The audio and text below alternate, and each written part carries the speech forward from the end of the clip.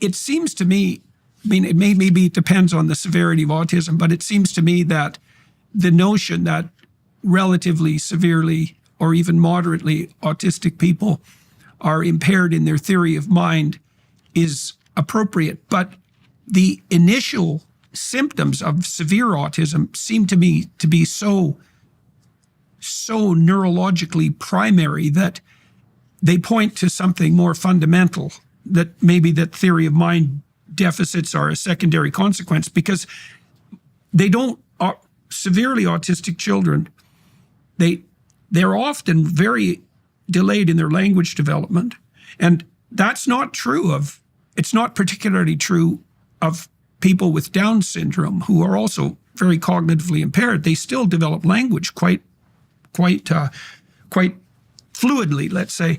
But also, this is the strangest thing, I think, and you can tell me what you think about this, is that while autistic children often don't like to be touched, and that's really something, because mammals like to be touched. And so whatever's gone wrong is so primordial that it's part of a system that we share with all mammals. And so tell me how you reconcile that with the theory of mind hypotheses.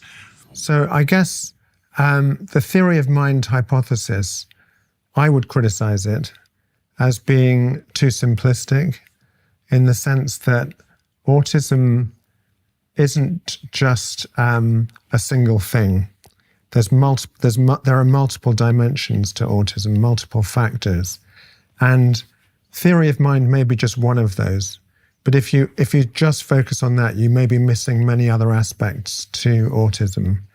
I'm just going to pick you up on a couple of things. One is the word severe.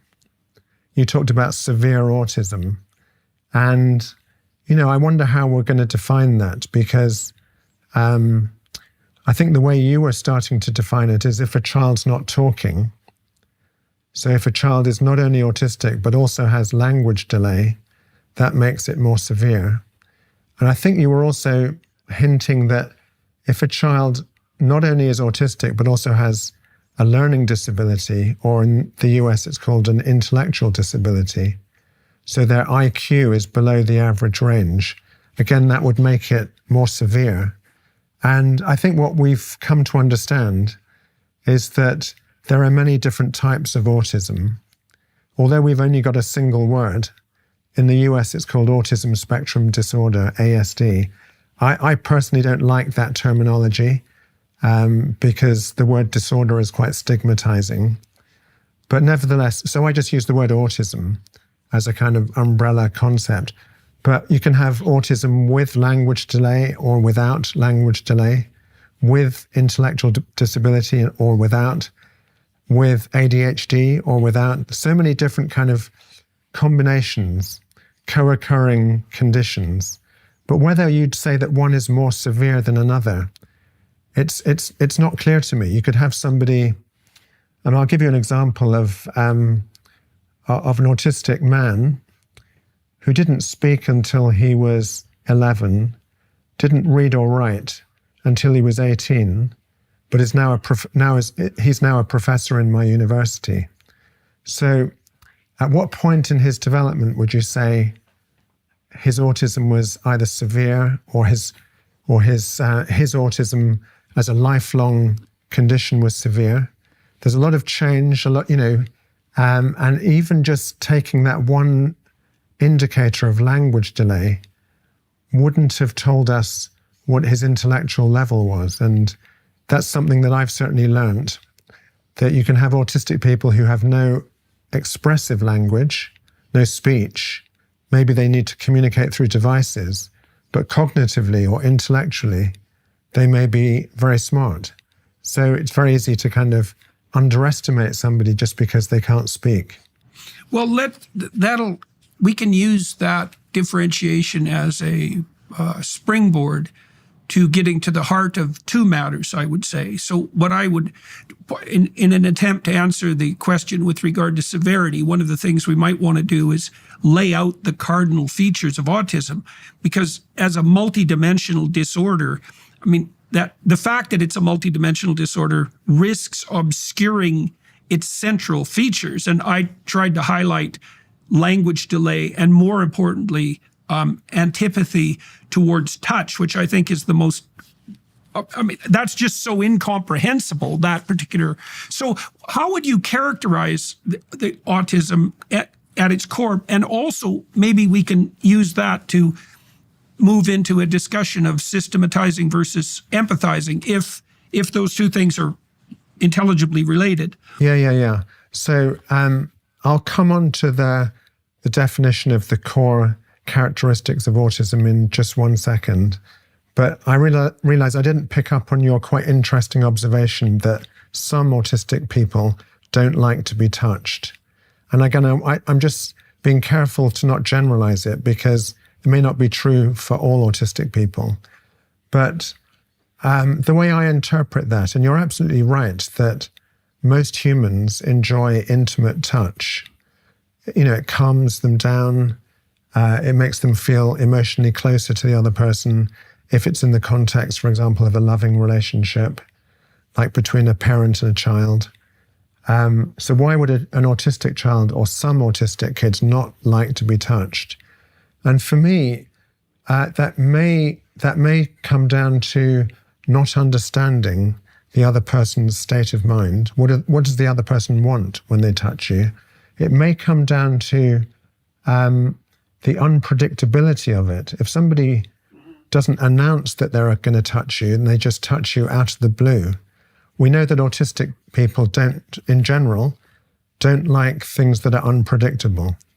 And it's going to kind of segue into this whole concept of systemizing, because if you can systemize the world, you can predict it. And autistic people, so this kind of brings us into maybe some of the areas of how you define autism, that autistic people have a hard time with unexpected change.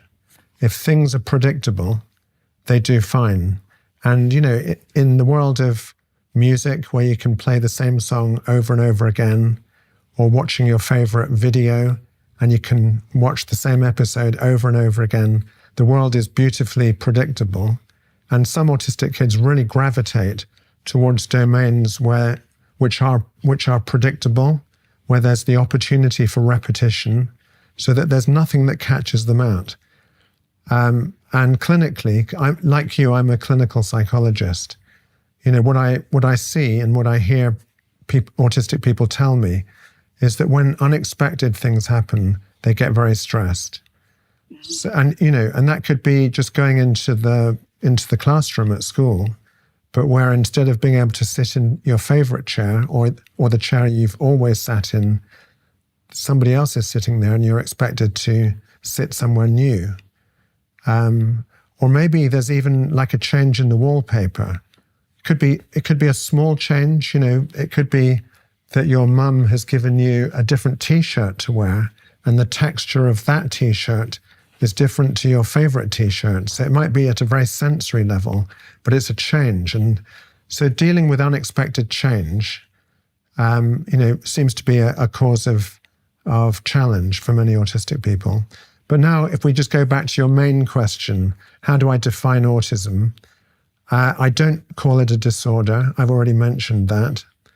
I see autism as a disability. That's really important to acknowledge. And the disability is in social relationships and communication, and also being able to cope with unexpected change. But I also see autism as a difference. And that word really comes from the relatively recent framework of neurodiversity. The autistic people, right from birth, and actually before birth, their brains are developing differently, not necessarily disordered, simply different, so that when they emerge into the world, they may not be looking, for example, at faces the way a non-autistic child would be doing so, because faces move unpredictably, especially if you can't imagine what's behind the movement of someone else's face or somebody else's eye. If I suddenly look to my left, you can make sense of that because you may be thinking Simon has seen something that he's interested in, but you're already attributing a perceptual state. He's seen something, and, an epistemic state, he's interested in something, maybe a volitional state, he's seen something that he wants. Young kids can make all of these attributions so that faces and facial expressions and eye movements are not confusing. They're very easy to interpret. Autistic kids may be a bit delayed in reading another person's body language and facial expression and tone of voice because they may have trouble with cognitive empathy or theory of mind.